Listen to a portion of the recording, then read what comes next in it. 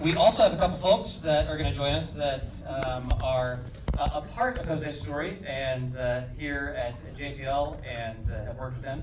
First is Tony Gutierrez. Tony, are you where are you at? Coming down here, great.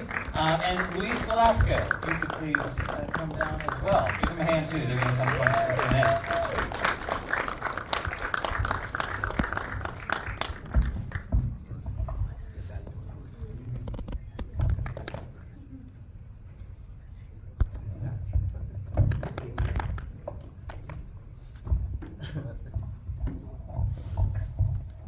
Well, thank you all for joining us, and Jose, especially thanks to you. Kind of a big moment, I would think, for you, this film coming out. But I think the question burning on everyone's mind watching this is, when you have a film based upon your memoir, based upon your life, do you get to pick Michael Pena to star you? You know, we kicked around the idea of who should play me. I think I was the very first one. I like to take complete credit, but I can't.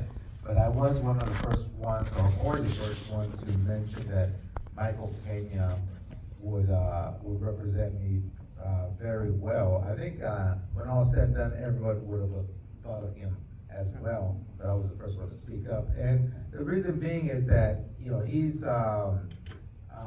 Mexican American like I am, and he understands the issues, you know, the self-doubts that one has and everything. And plus, he had experience playing an astronaut, because he played an astronaut in The Martian with Matt Damon. And so I said, hey, we don't have to train him. He's already fully trained.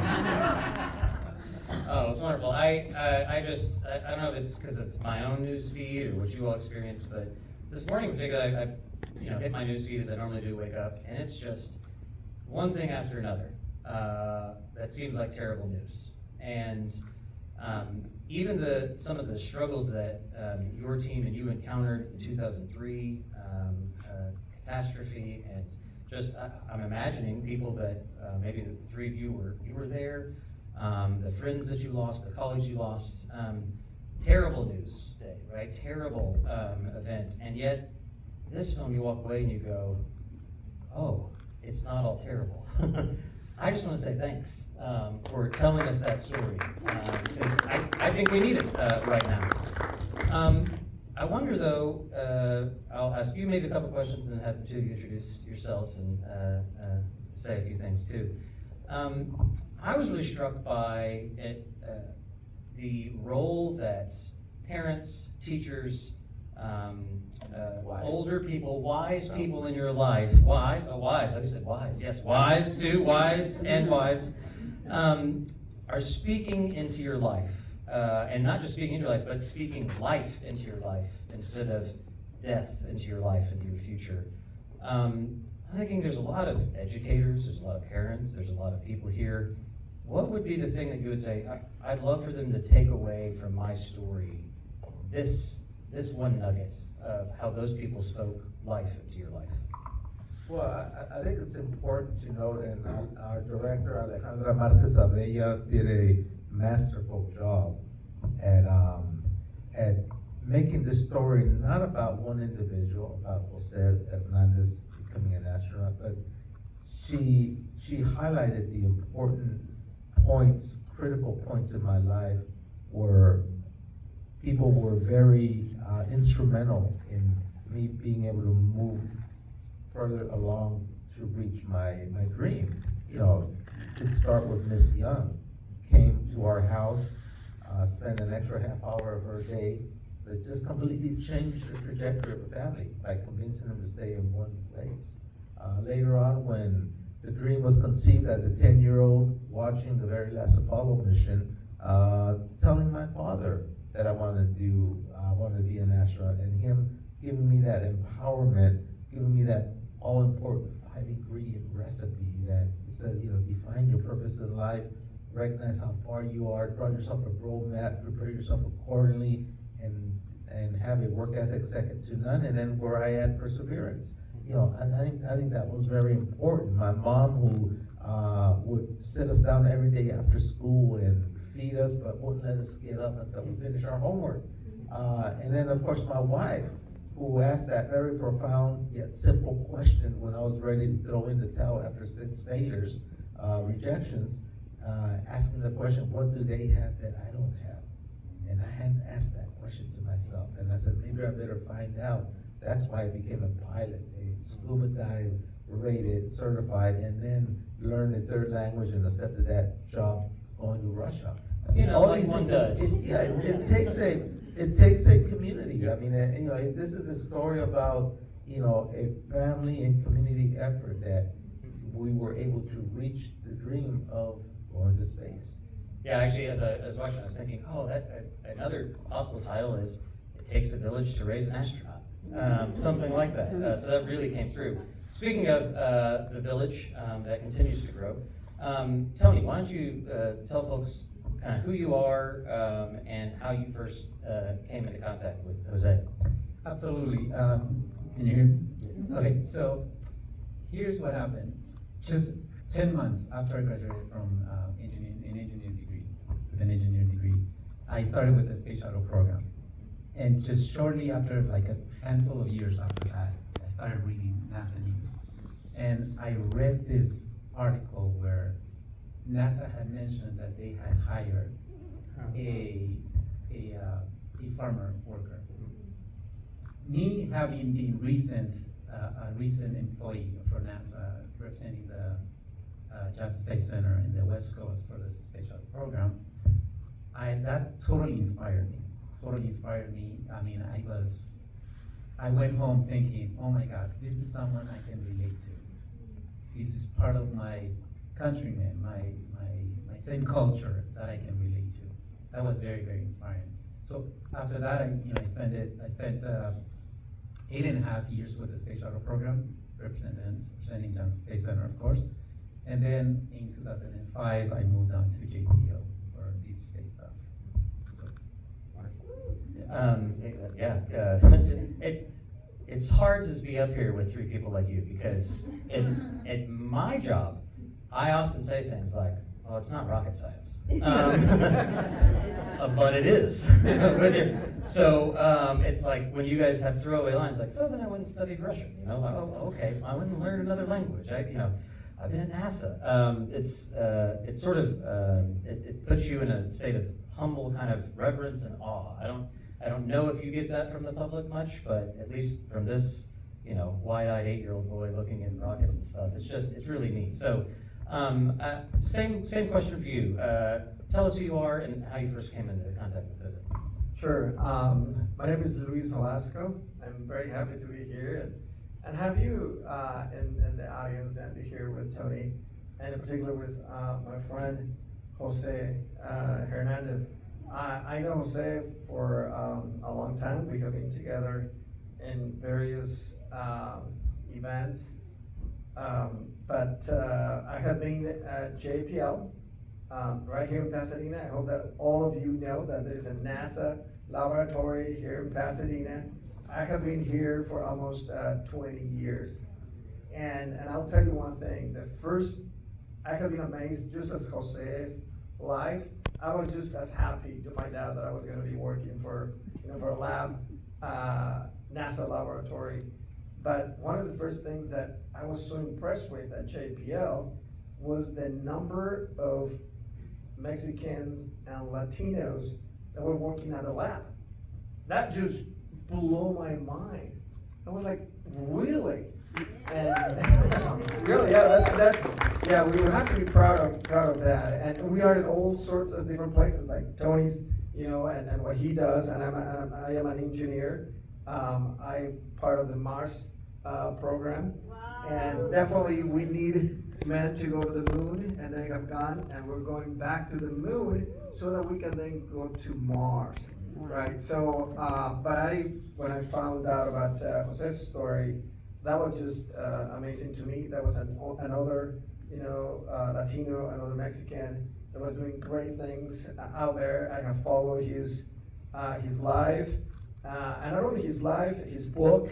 He wrote a book, but also the things that he has done after he went into space. And maybe we'll talk about that too. But he hasn't stopped. He continues to inspire people with all the things that he does, including this morning.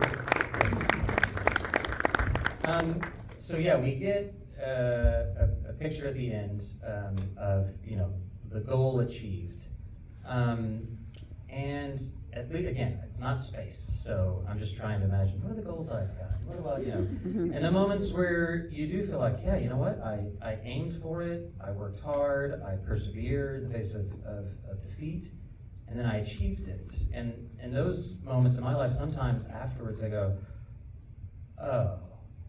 Now what? So what was the now what after the credits rolled for you? Well, I think they came quite naturally. I'll tell you, when I came back from space, a few months later, they announced the retirement of the shuttle fleet. And there were about 4 more flights that were going to occur, and they've already been assigned, because they're assigned 18 months to 2 years in advance.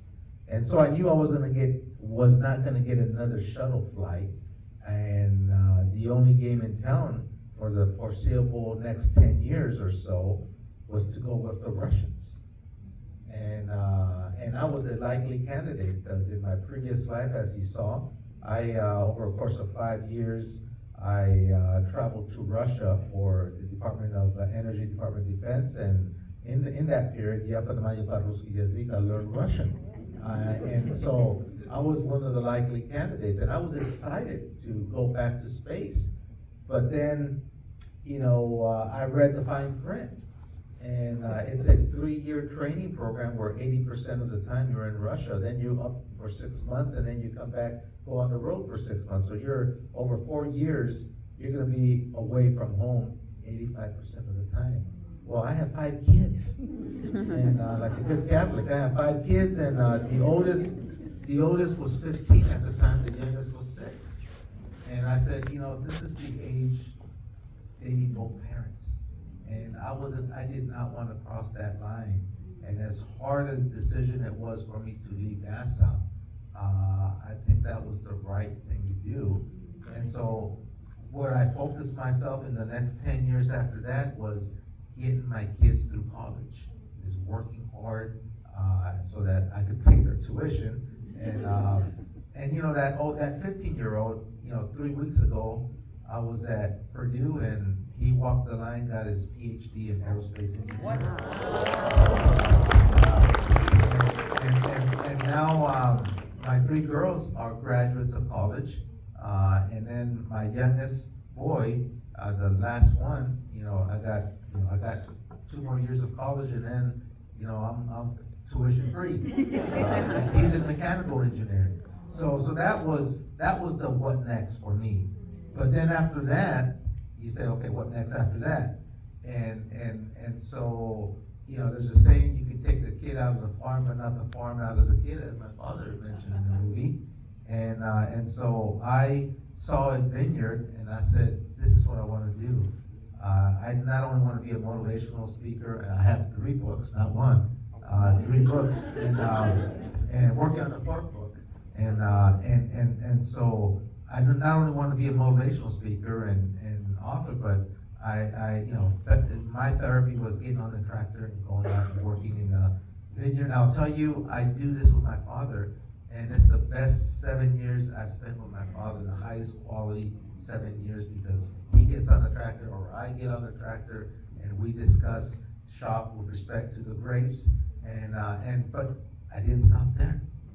I said, I went and visited the winery that I sell the grapes to, and they showed me how they made wine, and I said, this isn't rocket science.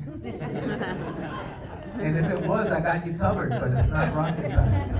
And so now, under my own label, Tierra Luna Cellars, I have my own line of wines, and they're award-winning wines because they won a couple of medals here in the Los Angeles International Wine Competition. And so yeah, that's what we're doing.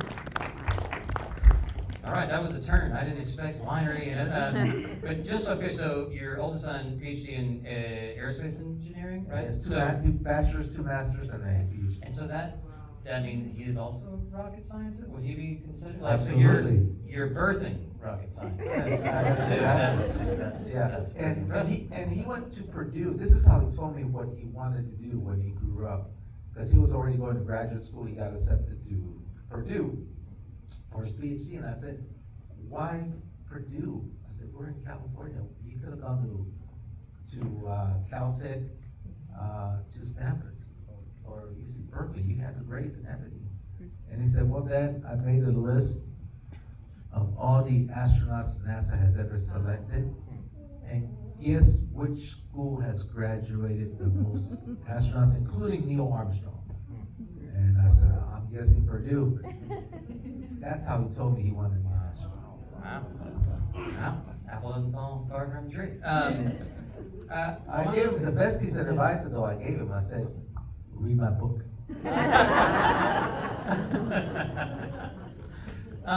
So I wonder, I'm gonna ask you two to, now having watched the film for the first time, if you have questions for him based off of this.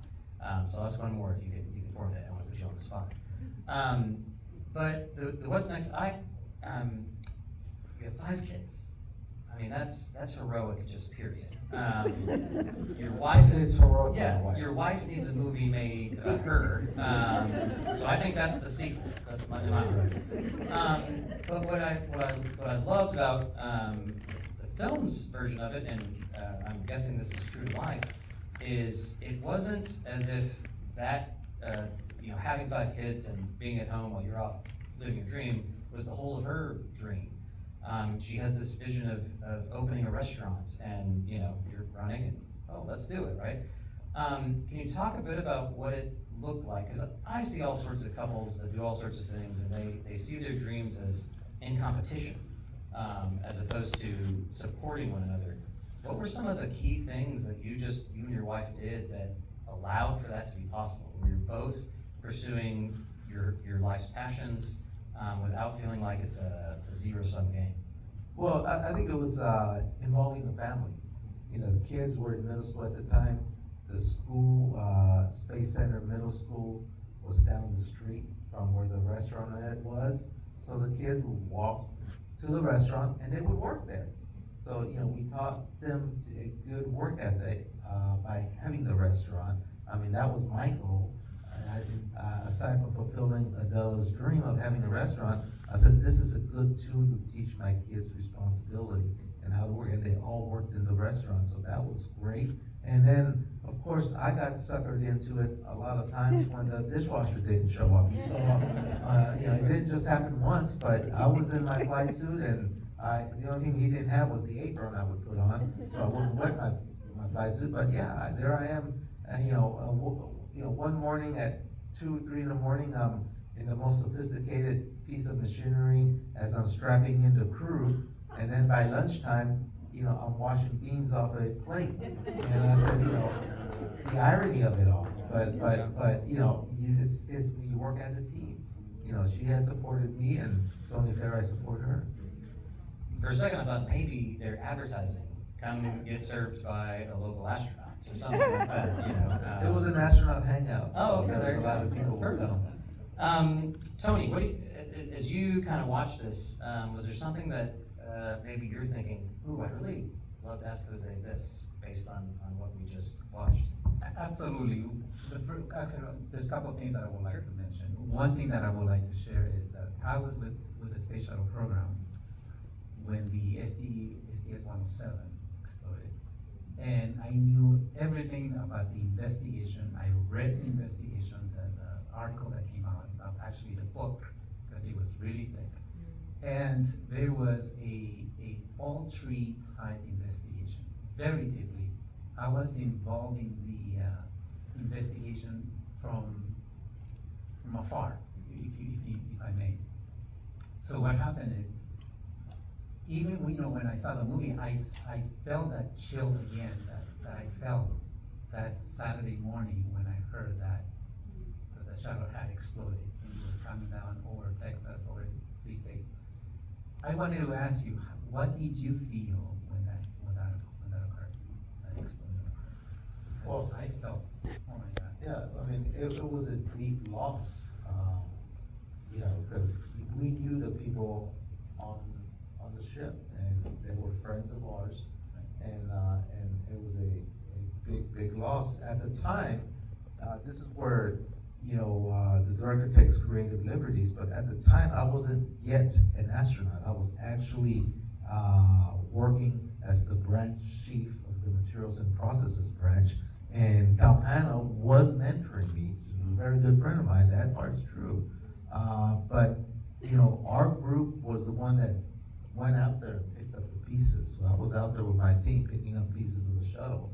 And our team was the one that did the forensics for the Columbia Accident Investigation Board, the CAPE board, and we presented the results because we did a lot of the failure analysis, and we helped arrive at the root cause. We recreated the accident at Southwest Research Lab in San Antonio, where we threw the pieces of foam with an air gun at a mock-up of a wing and proved that that size, that speed causes a crack, and that's exactly what caused the failure of the wing structure. Plasma entered it and weakened the internal aluminum structure and snapped the wing, and that's how we lost the crew. But you know, it was a very somber experience, and that's what I keep telling people.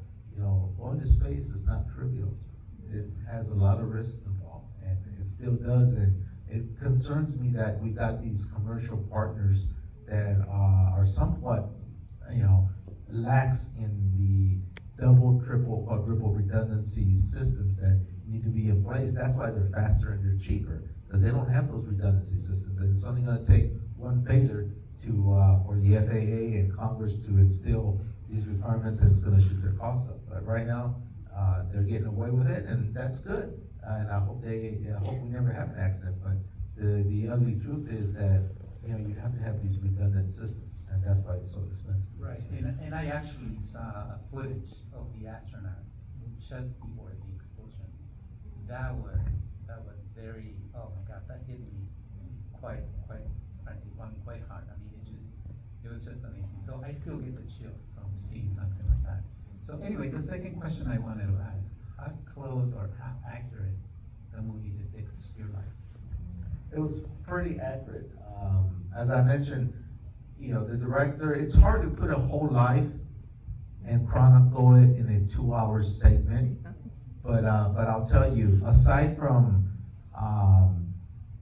time changes being shuffled around to improve the flow of the movie, and maybe a couple of characters being combined into one, everything else is pretty accurate. You know, Miss You have Young, 10 kids in real life. You know, the story of Miss Young is true. You know, she came to our house. The fact that she was at the launch is true. We looked her up. She had just retired, and we flew her with my parents, and they were sitting next to my parents when her and her husband were sitting next to my parents when we blasted off into space. The fact that my wife asked that profound question, yet so simple, telling me after I'm ready to give up after my 6th try, asking me what did they have that you don't have. You know, that's when I realized I needed to be a pilot, scuba dive rated, and learn Russian. And all these things were true, and so it's a pretty accurate representation of what really happened. And the one thing I'm most proud of that happened is you saw the internal struggles, very subtle, but you saw the struggles of Jose in terms of having self-doubts. Even as an astronaut, you know, the imposter syndrome exists, and we shouldn't be ashamed of that. What we should do is you acknowledge it, you deal with it, and you face your demons, and you convince yourself that you're good enough, that you're prepared enough, and that you're gonna do well. And that's what I wanted the message to get out to kids, is that, you know, it's okay to doubt yourself, but, you know, make sure you keep moving forward.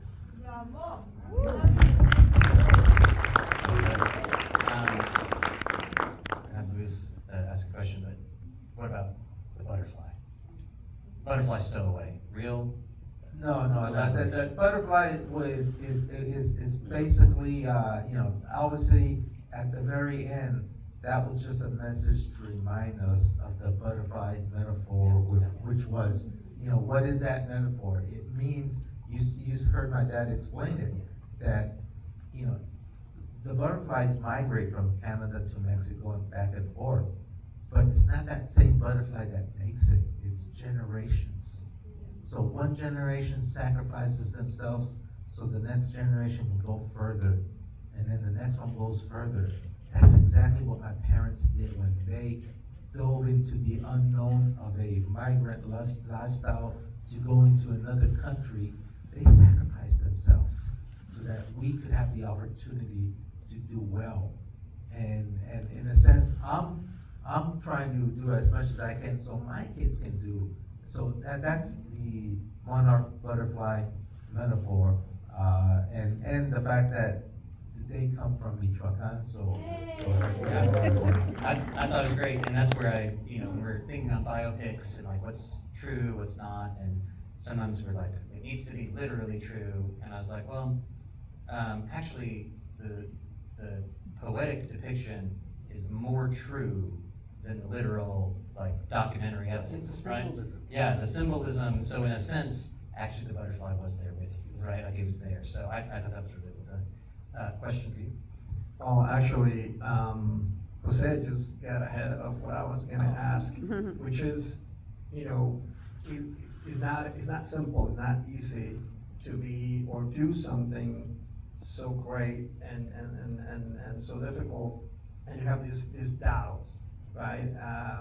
So Jose, to me, is one of those individuals that I go to when things get really hard, right? When a job that has been assigned to me is taking a little longer than expected, and so when things get even harder, you think of those that look like me, speak the two languages, that kind of thing, and that I know that they have done great things. That inspires me. So he already said what you do, right, when you're doubting yourself, right? So I guess I will just then ask another question. I will make a quick comment. You ask him, what do you do after you're an astronaut? And he has not mentioned it, but I would like to mention it because I think it's great. Jose also decided to inspire other people, not just in this country, but in other countries, and specifically in his parents' country, which is Mexico, and his country as well. And he helped, for instance, to establish the Mexican Space Agency that did not exist in that country. Him and I were at this one event, that was actually doing that. And I think I'm very thankful to Jose for everything he has done. I mean, last year, he was there, pushing for Mexico to be part of the Artemis program that is a NASA program. So he has been doing a lot of inspiring in other countries as well. So, but then now going back to the question. So I guess, and I had it in mind, and it's escaping me. But Jose, how do you see preparation? Really, how important it is, and really, is it possible for anyone? That's my question. For anyone To prepare. I mean, is this being or doing something great just for some people, or preparation really does make a difference in what you end up doing in life? Well, I think that it's for anyone who's willing to take on the commitment and the challenge of working hard. I mean, I'm a religious guy, but I also know that nothing's gonna fall from the sky for me. Everything I have in this life, I have to earn it. It doesn't fall from the sky. And that's what I keep telling folks. I said, don't be afraid to dream big, but just make sure you're willing to have that commitment to work hard and convert that dream into reality. To use my father's 5-ingredient recipe and include perseverance as the 6th ingredient, to convert it to reality. So is it for everybody? Yes, it is for everybody, if you're willing to make that commitment. But if you're way it to fall from the sky, then yes, it's not for you. Thank you, Jose. And I would like to add something really quick. You talked about family, and I love that in this movie. The fact that hug, and I don't know if that's real. I mean, the 20 people hug. If it is, that is wonderful. And I think what that tells me is that this community, all of us here, we can actually help put more people into NASA, or into being business people, or into owning their lands, not just working the lands, but owning them. And so it takes a community, and this community can actually can continue on pushing, the next generations to get farther, just like the butterfly, one butterfly. Well, oh, you wanna go? Yeah. If I may add one more piece of a thought that I have, I think this movie is gonna really do it for a lot of people. I think it's very inspirational, and as accurate as it is, I think it's really gonna send it a message to a lot of people that you can achieve anything you want. And when I was going through high school, I read a quote that said, "Set your goals higher than you can reach them." And I went by that the rest of my college degree and my professional degree, so my professional work. So when I entered the space shuttle program, I was so into it. I was trying to learn everything I could from the space shuttle program. So in fact, I was in 2 shuttles, and I was living the dream. And of course, when I read about Jose, it was like, that was the icing on the cake. Yeah. I remember the question. Oh, please, yeah. That's the question that I had. The question that I asked actually is very important to me. Preparation, I think, is huge. But no, I thought about something, and it has to do with diversity. Okay, I don't know how accurate that is in the movie, but the lady that was mentoring that actually dies, in that next flight, she says it is important for Casey, for me, and for you to be here. Why do you say? What can you tell us about that? I mean, how important was that a Latino or a Mexican was part of that crew of different backgrounds? Is diversity that important in going back to the moon and then going into Mars? Absolutely. I think, anytime you have a group of folks from different backgrounds and you put another group with the same backgrounds and you give them a problem, you're gonna have the most elegant solution by the diverse group, because they approach it from different perspectives and they come up with the most efficient solution. And so diversity, equity, inclusion is very, very important. I'm very happy that NASA has already made the commitment that Artemis 3, which is going to be the first human mission that actually lands on the moon, is going to have a woman and a person of color. And so, so that is great that we're having that, because I think it's so important of a message that we send out to everyone of the importance of having people from different backgrounds. And this is why I have this foundation.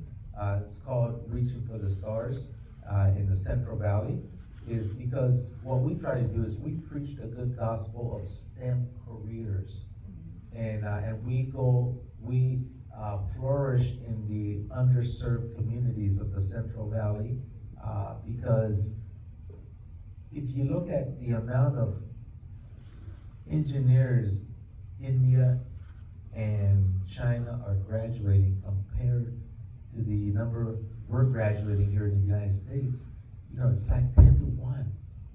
And you may say, well, that does, so what, they're graduating more. That just means that in 15 years from now, they're gonna be the leaders in technology and innovation. And this is why it behooves us to include every segment of society here in the US, engage them into STEM careers so that we can remain competitive. And if we have a diverse background in STEM careers, we're gonna come up with the most innovative solutions and ideas, so this is why it's so important. Thank you for asking that question. That's why we have you, Jose. Thank you, that's right. That's right. And just some anecdotal evidence, I mean, I told you we screen films frequently, all kinds, different sorts, different topics, and you all were hungry to be in here. I'm just gonna say, the folks that did make it in, also pretty passionate. We had some conversations, and I think what it is, in so many cases, is what you're both describing and then what you're articulating is, it's important not just to have actual astronauts that are diverse in space, for all the reasons you named, but then we need to tell those stories, because the stories don't get told. And all of a sudden you go, why is this the first time I'm hearing about this? And for people to clamor for a film like this is essentially to say, that's me. Just kind of like you said, like, oh, I need Jose's story because that's my story. That's my future. That's my hope. That's my vision. And what's fascinating about Hollywood, and this is what the studio did not pay me to say this, I promise. I don't work for Amazon. Oh wait, no, but we all do, remember earlier? We put Bezos in space. But what I think as an audience is really important is that a lot of production companies have convinced for years that leading figures cannot be people of color and women. And they kept saying, well, I'm sorry, the audiences don't go, the box office doesn't show. Well, then it turns out, over the last few years, the biggest blockbusters have been led by women and people of color. A film like this is important, but it's equally important for an audience to say, we're going to double down on going to see the movie, telling our friends about it, because we actually think these stories are important. So don't come in and be like, okay, now my job is done, having watched the movie. Your job continues of saying, how do we, as a community, compel others to say, this is an important story that needs to be told. So whether or not Amazon pays you to say that or not. So I'm really humbled and honored that the three of you joined us. Jose, it's fantastic that you you did your story, you've lived your life to now. You have a third or fourth act coming. That you shared it with us, and that you were willing to be here in person tonight. So thank you very much. Will you join me in giving everybody a applause? Thank you very much. September 15th. September 15th it comes out, and if you're on our mailing list, you'll know about our next upcoming screening. Otherwise, lovely to see you all. Wait, Yeah. wait 1 second. This young Oh. lady here. Oh, yeah, sorry, I can't see you. Yes. I have a question. Do you still have the necklace from? Yes, I do. It's the Saint Christopher. There you go. Thank you. That's a good question. All right, thank you all. Good night.